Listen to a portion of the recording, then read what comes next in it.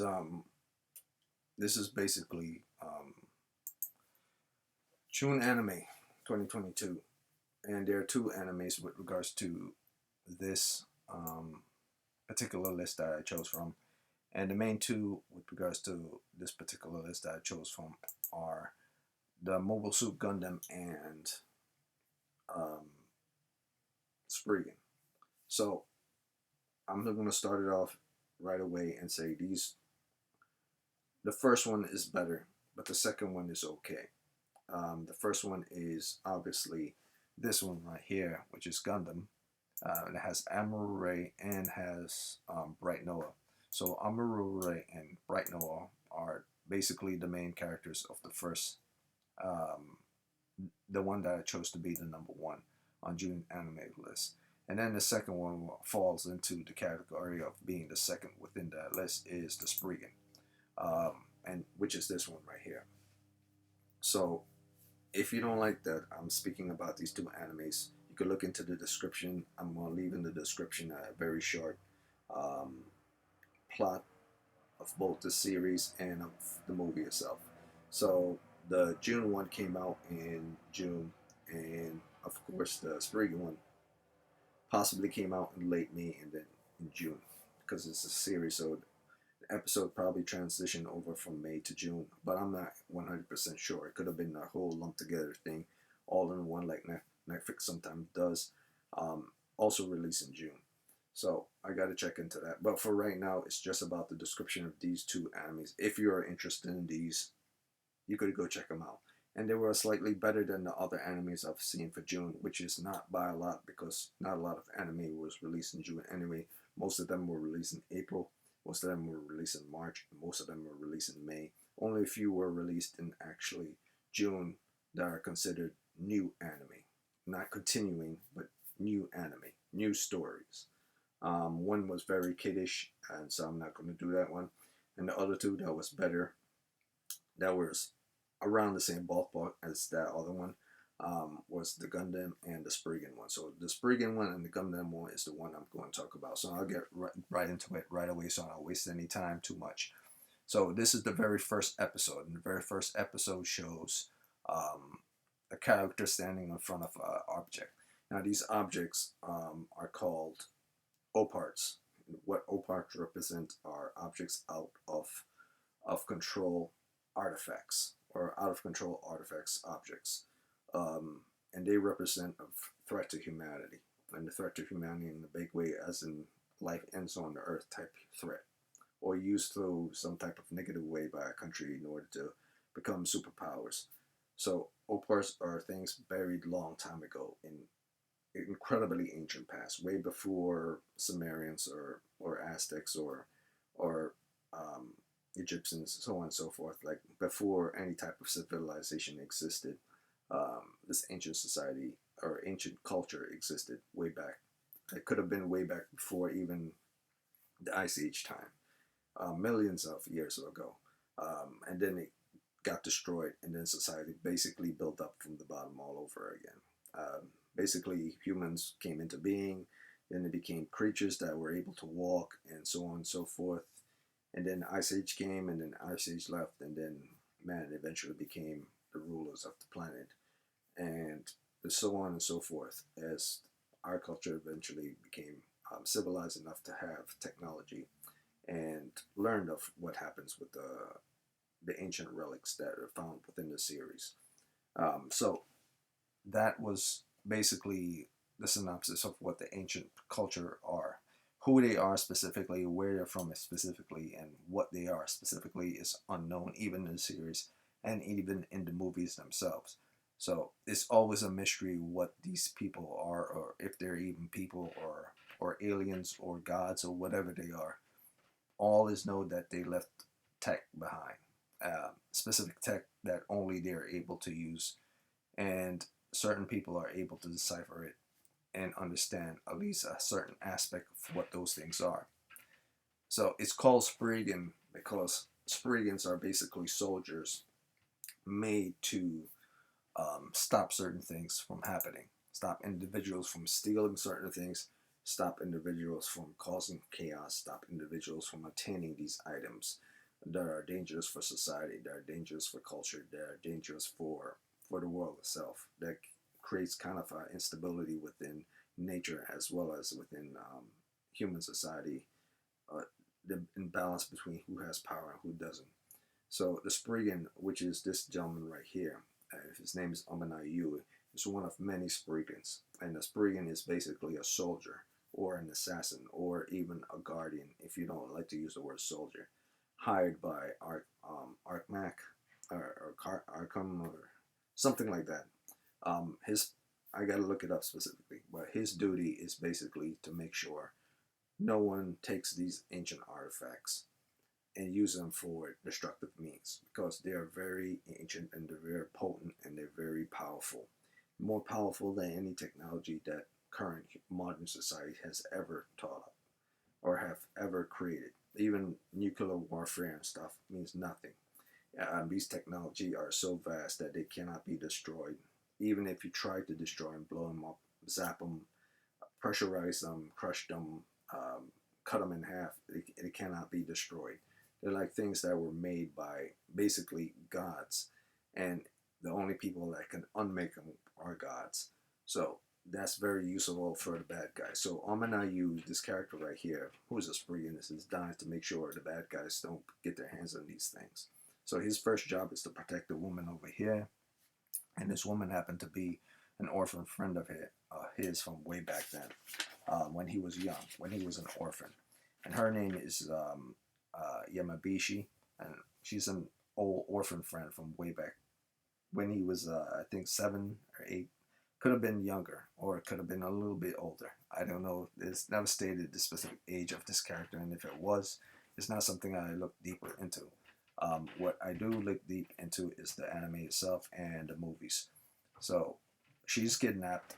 He goes and rescues her, and they go off, escape. He tells her that her job is to decipher the god language of the ancient species. That's why they kidnapped her. He's there to protect her. She doesn't know that he's someone from when she was young, an orphan, and he specifically took the job because he knew her from when they were young. So the story goes on, lots happen, and eventually you come across the bad guy. The bad guy is one of many bad guys within the story of Spriggan throughout the entire series. Russians are Russian organization are bad guys. A Japanese organization are some bad guys. Americans are also some bad guys, sending different people from the CIA or a specific organization that work within the government in order to corrupt and take certain things, and as well as certain separate organization that has no affiliations with anyone, such as Trident or different. So there are various different organizations within this anime, all vying for power to attain these ancient artifacts so that they could make their specific country or their specific organization more powerful. Like Trident is not loyal to any country. It's like an independent weapon making company and want power in order to rule over everyone. And the Russians kind of doing the same thing. And the Moroha family, which is another family from this bad guy right here, he represents the Moroha family, a different family that wants to use those ancient artifacts in order to harness and makes his family more powerful and revived an associated artifact god in the lava related to his family and his culture. So it's not just about simply about one country being a bad guy. In this anime, it's like many countries are bad guys, and the specific Spriggan organization are basically the only good guys there to fend off many countries who are bad guys. Like Americans are bad guys, the Russians are bad guys, certain Japanese organizations are bad guys. You know, I'm not sure if the French are bad guys either, but there's a lot of superpowers in this anime that are bad guys. And so that's how this anime goes. So Spriggan eventually defeats this guy by using one of the ancient message templates, and these things are indestructible. When I mean indestructible, nothing modern can stop them. Like nothing modern made, nothing made by man. It would have to be something made by just freakish nature itself, but nothing a human being has ever harnessed in order to use as a tool to create something can destroy it. These only raw power from nature itself can destroy these things, which means basically only arcane type energy, like raw energy, can destroy these things. And of course, man cannot use raw energy, because if the man used raw energy, it would get out of control and hurt them itself. That's why certain modern techs are used to create certain balances so that things don't just explode or just go out of control and destroy. Otherwise, everyone would get wiped out. But because these things are so powerful, it's hard for any type of physical object to destroy them. And the message template is probably the most potent and hardest object within the entire series of ancient artifacts to date, and it's used many times throughout the anime to show that how powerful the ancient society used to be, that they're so powerful that nothing man has made currently, whether it's an atomic bomb, whether it's a laser, whether it's a diamond cutter, whether it's a pressurized gun, whether it's underwater um, oxygen dehydration tanks, whether it's huge tanks that carry napalm, whether it's howitzers, whether it's armor piercing. It doesn't matter what it is, or whether it's just sound residual weapons. No matter what you made, nothing made by man in and of itself can destroy these things. And so this is how Omenai was able to defeat the Murha guy and continue on the rest of the story. And then the end, it shows the island itself, and Yui basically stating towards the end that man is great. Has no kindling, nothing compared to nature, and it's also has no power when it comes to gods either. Apparently, gods are weak when it comes to nature as well, and that's how their society was able to fall, because nature eventually probably got tired of basically what Yui was saying. Nature probably got tired of what they were meddling with and destroyed them, or it could be told, or he could be completely wrong. So that was the first episode, and the next episode is the Noah's Ark episode, and the next episode of the Noah's Ark episode is basically the movie itself. The Spriggan movie is basically episode 2, and from there it goes into the various different things that you saw in the movie, if you ever watched the movie. And one of those main things are the Jackal, the Fat Man, John Jackman, Spriggan himself, the Professor and his assistant, and of course Colonel McDougal. And that's what the entire second episode is about. So there's not much I could say with regards to the second episode. If you know anything about Spriggan, you will know what it's about. But if you don't know about Spriggan, basically the Jackal, the Fat Man, and Colonel McDougal are part of a corrupted American organization trying to retrieve the Ark, Noah's Ark, which basically is an ancient artifact that collects life on various different planets as well as on Earth. So it is basically stated that the ancient culture, this ancient species, were not just people that existed on this planet. It could have been people that were able to travel beyond the stars, the various different planets, as well as experiment on various different forms of genetic manipulation in order to achieve certain ends. Eventually, it didn't turn out great for them, and once the Ark was discovered, McDougal and the rest showed up. So eventually, Spriggan got in and over his head fighting the Fat Man, and eventually got his ass kicked by both the Fat Man and Jackal. And then John Jackman had to show it up. He kind of jumped right on top of this wall right here, and he's standing in the long distance. You can't see him, but he's standing in distance. And then eventually he turns into this feral creature, which was never part of the film. So, not to go too much into the details of the story, I have no idea that this was part of the actually film, which it wasn't. Apparently, they're going according to the manga, and certain specific things are with regards to the manga, which I never knew that John Jackman was able to transform into some type of feral creature. So that's something new I didn't know with regards to the series before.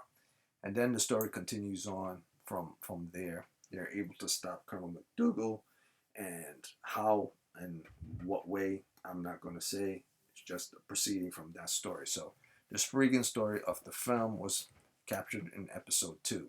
And then you move on to episode 3, where you get to meet a character like Yoshina, or let me see if I'm specifically stating her name correctly.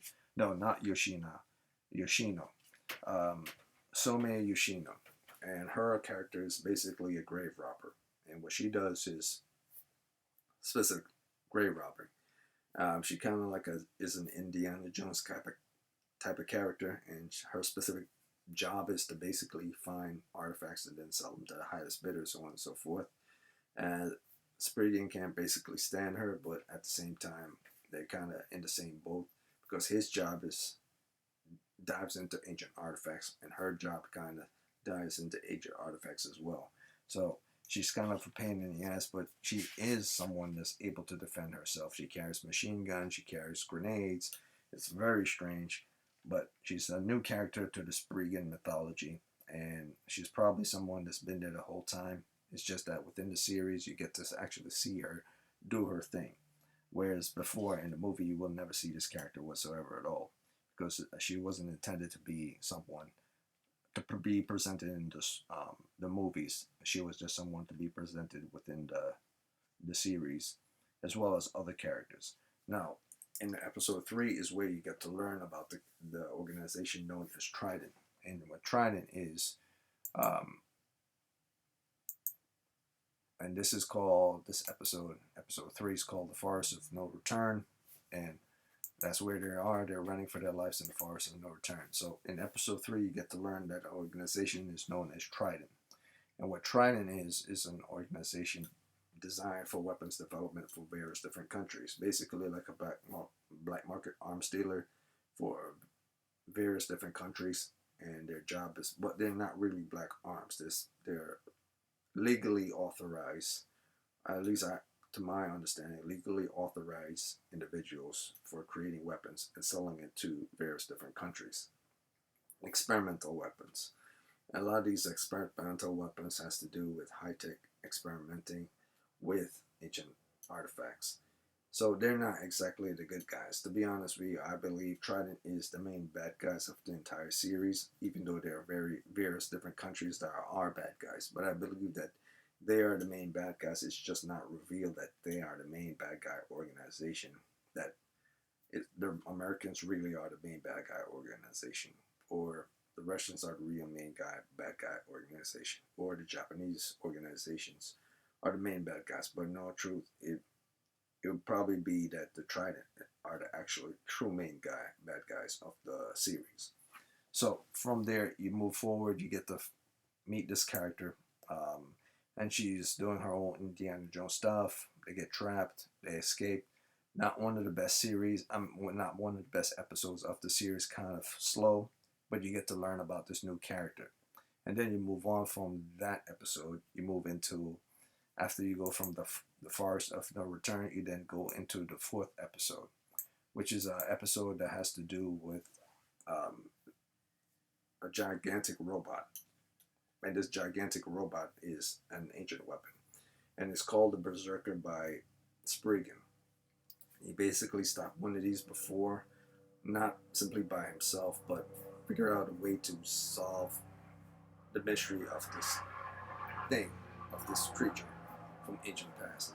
And it's an incredibly powerful weapon made from the ancient past, and it's designed to destabilize cultures, destroy species, so on and so forth. And it was a combination of different animals, or at least an experimentation of different animals and different type of insects in order to see how to create something with a hard chassis, as well as something that can harness the arcane power of the ancient culture. So it's kind of difficult to explain, but it's not something that's fully explained within the series either. So eventually this robot rampages through a military base, destroying most of everyone. Spriggan is only able to stop it, but it self-destructs, and that was episode 4, pretty much in a nutshell. It was all about stopping this thing. So there's not much to go on with regards to episode 4. Now, episode 5 is another story. Episode 5 is about something called the Crystal Skull. And what the crystal skull is simply is kind of the same thing that with regards to everything within the Spriggan episodes prior. It's like an ancient artifact, and it's a crystal skull, and it was eventually used by Alexander the Great in order to defeat certain enemies that he wanted to defeat, in order for him to push his campaign into certain areas much faster. Now we learn later on within the series, within this episode, that a specific doctor, a specific archaeologist that helped Spriggan's organization got killed, and eventually he was in the newspapers of getting killed, I guess, and that he died very brutally. So Spriggan sent to investigate his death, found out that another ancient artifact is involved, and then he runs into an ancient foe, or she runs into a foe he met in the past before, and he knows this guy, and this guy is a Spriggan, and it's weird, but he's not actually a good guy. But is he? Because usually Spriggans are very like protectors type. So he's a very skilled martial artist, and he's kind of someone that better than any Spriggan. Like he's the best of all the Spriggans, but he's on the wrong side of the fence here. So he met this guy in combat. They had this little tussle. Spriggan, Yui barely managed to escape with his life, and then we found out the name of this guy. His name is Mirage. At least that's the code name he's going by. His real name is unknown to us at the moment of the series. You get to find out his real name towards the end, and then you'll find out what his intentions are with regards to this. But he's a new character to the Spriggan mythology, and as well as same as Yoshino was. So this whole thing is that he uses basically pressure points. Chinese ancient pressure points are use of ki in order to defeat his enemy. So that's his form of combat tactics in order to defeat his enemy. And most of his enemies are wearing high-powered suit, high-power armor, and it doesn't matter. He's so in tune with ki usage that it doesn't matter what type of armor you're using. If you can penetrate the armor, he can stop you, basically. Now, he's with an organization, a corrupt organization called, if I remember clearly, I wrote it down, the National Socialist Patriotic Party. Now, these guys are basically like fiends, like crazy fiends from ancient Hitler past. So, what they're totally, their bizarre and weird and ridiculous thing is that they're specifically trying to resurrect Hitler. So yeah, that's that. But not in the way that you would assume, resurrecting a dead Hitler.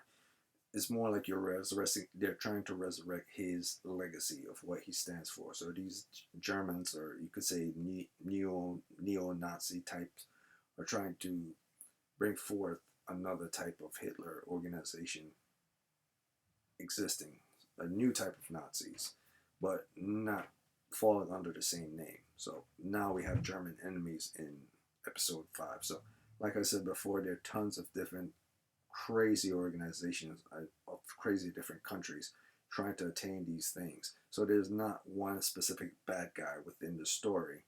There are many bad guys within the Spriggan story.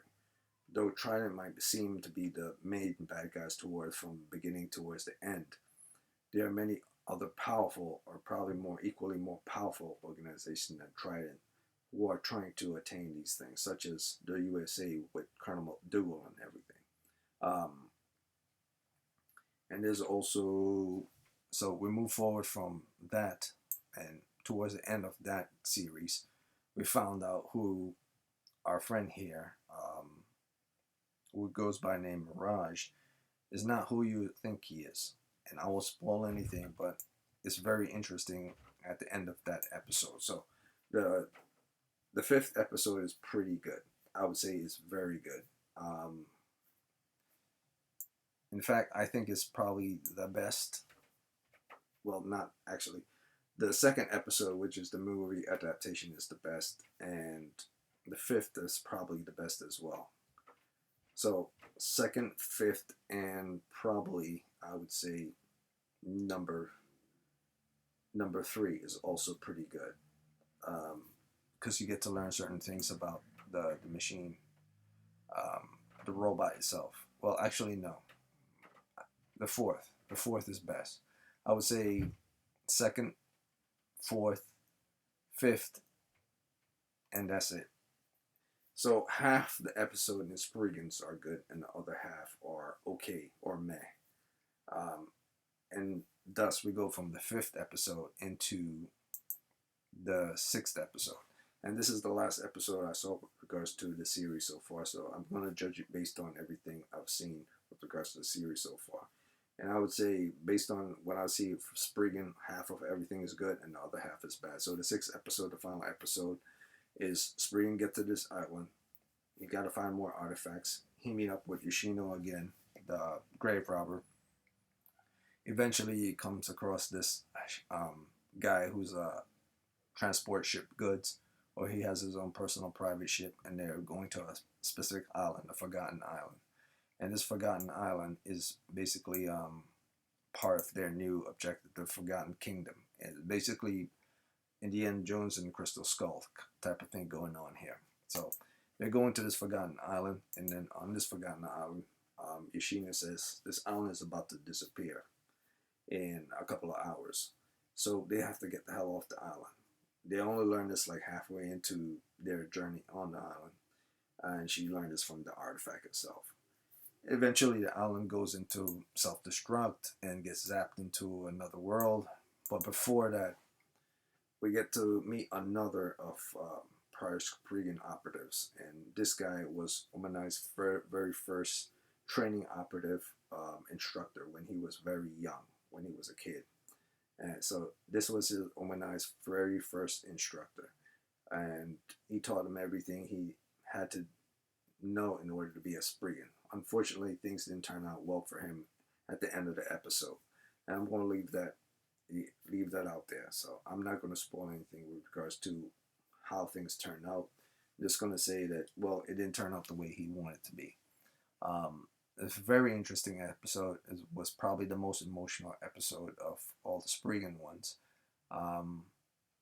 But as far as plot development as part as the main story of Spriggan goes, it didn't add a lot towards the overall Spriggan story of the entire series. It just added like one new character and a new description on the destruction of the artifacts. So that's it. I would say the Spriggan was a good anime, but not a great anime. But it was better than a lot of the other animes I saw. So as far as the Spriggan goes, I would say Spriggan is my number 2 series to watch if you just want to watch something to be laid back. Now, if you don't like combat fighting, action, military type anime, you want to ignore this. There's another type of military type anime that you could go for but falls into a far better category than this one. And that is my number 1 for the month of June, and that is Mobile Suit Gundam. Now, Mobile Suit Gundam is this one right here, and this is by far, I would say, the best anime I've seen in June. I've seen like at least 5 of the ones that were released for June, and in my number 1 slot all the time will probably be the Mobile Suit Gundam one. And this is not an adaptation of the original series. This is just a continuation of the original story, but like a side quest blended in within that first series episode that came out way back in the early 70s. Not in the late 70s, early 80s. I would say it falls into, and somewhere between 79 or 80, or it could be off. It could be 81. Or it could be way off. It could be all the way 82, 83. But what it is this is the series called Gundam, Mobile Suit Gundam. And if you've never seen this series, I don't know what to say, because Gundam has been around for a very long time, more than 40 years, to be honest with you. And this is the original cast from the original series. So this is like a love letter towards the series. Now, the series starts off with Bright Noah inside of his ship. And actually it starts off with an explosion of a plane done by Zaku. that's hidden in this image. So I didn't put the whole thing in there. But after the explosion happens, you get to see the character Bright Noah. He gets to speak on certain things with regards to how the story has been progressing forward, and you get to a little reveal from another character that he has to go on this mission. Now, before I dive deep into this anime, because this is a very, very well done love letter to the original series that came out way back in the days. I'm surprised that the cell work is done so good for this anime that it looks so much like the original series. But I'm also surprised that they were able to get the story notes and beats and everything with regards to how it feels like it's actually an episode that was part of the original television series but done in the movie format. So they were able to hit the nail on the head perfectly with regards to this series. And I believe it's going to go down as one of the greatest Gundam movies. Not the best Gundam movies, but one of the greatest miscellaneous Gundam movies of all time, or secondary Gundam movies of all time. And this Gundam movie is called Mobile Suit Gundam Doan's Island. And Doan's Island is basically a side story on, I guess, the Arguma's quest for many side stories that within the series, original series. And that's all I got to say about that. So I'm going to jump right into this movie, and I'm gonna speak right on it. I'll go as fast as I can because I don't want this to go past a certain point with regards to me speaking on these anime. So the first one is the Doan Island one, and Doan's Island basically shows the explosion of the plane, and then it goes straight into Bright Noah's little conversation with another officer telling him that he has to check out what's going on the island. The reluctant Noah, being who he's always been, if anyone knows about this character, hesitate to actually take up the job, but does it simply because it's orders. We then get into the character Amuro Ray, which is the main protagonist of the original Gundam series. Now, this anime is done so well that you could basically say it was drawn, just like the way it was drawn back in the days, and you could see with regards to the anime itself that this was actually not only a love letter, it was actually drawn, or at least it looks like it was actually drawn. So even if it was actually drawn using a tablet or any type of electronic device, it was actually drawn and then used in that way in order to create the duplication of the anime how it used to be done back in the past. I believe 100% that this might have actually been drawn, but I don't know for sure. So if this was actually drawn anime, then call it anime, then rendered anime. They've done a great job in representing what the past used to look like, the old anime used to look like. Now, it doesn't look 100% like how the original anime looked like, but it's very close to that. The only difference is the intensity of the cell shading and cell padding and lighting effects. So, Noah took up the job. Amuro has to go investigate the island. They get onto the island. There's a huge explosion that happens on the island. The Gundam falls within the cracks of this explosion. He gets his head knocked. He ends up on the island with a bunch of children. He finds that there are a bunch of children on the island. He gets into a conversation with a couple of children. He then meets certain characters on the island, certain specific teenagers as well. And then he finds out that the main bad guy of the actual story, Doan, is actually helping out these children in order for them to survive during war times. So he's kind of like the father that is taking care of all these orphans at this location on this island. And he finds that Amuro finds that admirable, but at the same time he knows that this guy is actually a person that's causing a lot of devastation and problems for Bright Noah, and as well as for those who Bright Noah answers to. So yeah, the white horse, or the white base, or however you want to call it, Trojan horse if you want to call it that way, as circling the island. Well, not particularly circling the island, more like in space at the moment. So a couple of crews have been sent in, and then they were sent back towards the white base, and Amuro's here on this island. So the story is The story is specifically Amuro at the moment. Um, Amuro center on the moment, and the characters are on the island. So another fun fact with regards to this specific anime is that this anime is not 100% about Amuro or about Doan or about Bright Noah or about anyone within the White Base. It's mostly about family. Family of the children on the island with regards to Doan, Amuro, and what's happening within the story. So it's about everything else that's happening within the story except the main focus on Doan and Amuro. To me, once I watch this anime, it feels like Doan and Amuro are simply just added within the anime in order to flesh out the goal of the story, which is to show this family that's on this island. So the family that's on this island seems to be the most powerful thing within the anime itself. And it shows from the beginning of the anime to the middle of the anime to the end of the anime. And you can see it basically as you go later on. You meet Selah, or Saya, however you want to call her. She tries to help out to find out how to get Amuro back to the White Base. And she sets off in order to assist them slyly, not getting physically involved, but do it on the down low and helping her fellow officers in order to search for Amuro.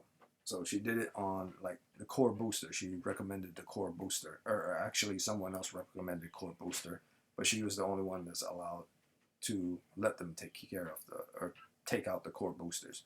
So once that is done, the conversation with Sarah happens. We then get back to Amuro. Amuro's then going into this cave in order to fix this pipe. He fixed the pipe. He gets back to Doan. The children gets watered, and now we're introduced to certain characters within the organization, and these characters are basically part of Doan's old crew. So we meet Doan's old crew, and we meet the basically crazy guy of Doan's old crew. But I'm not sure if he's actually originally from Doan's old crew of the Zaku team, elite team, because when he's never met Doan before, but he heard that Doan's actually a legendary fighter, historic amongst the Zaku's elites. So he was psyched to actually meet him in combat. So when he actually meets him in combat, he was so enthusiastic and he's so ecstatic about the fight. He failed to realize that Doan is not the type of person that will actually go easy on someone who is trying to basically harm the children that's on the island or himself. So eventually, well, you can guess what happens to this guy. But before the end of the anime comes up, the Gundam has to whip out his double swords and do his double sword thing.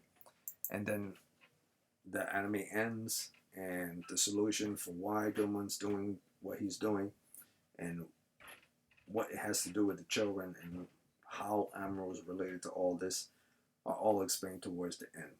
So Doan is not what he appears to be, and he's not that much of a nice guy, but at the same time he's not that much of a wicked guy. So he's kind of a very questionable character within the anime. So if you're really interested in to see whether you would rate him as good or bad, it's truly up to you. But the story ends off in a way that's satisfying towards everyone.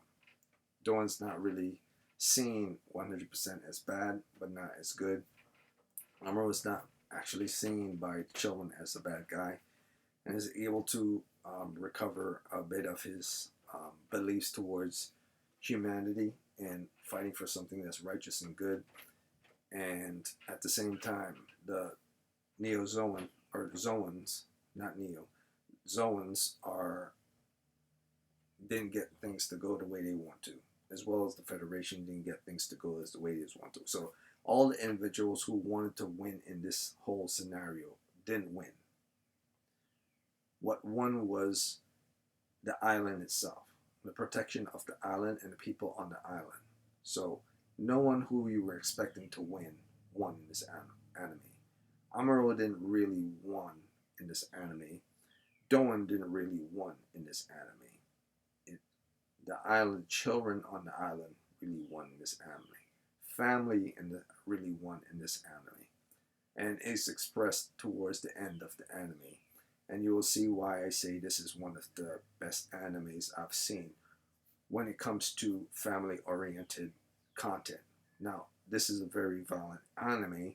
A lot of people died in this anime, but it's not like they died in a horrific, brutal way. They died the regular Gundam way, where it's more emotional and more dramatic.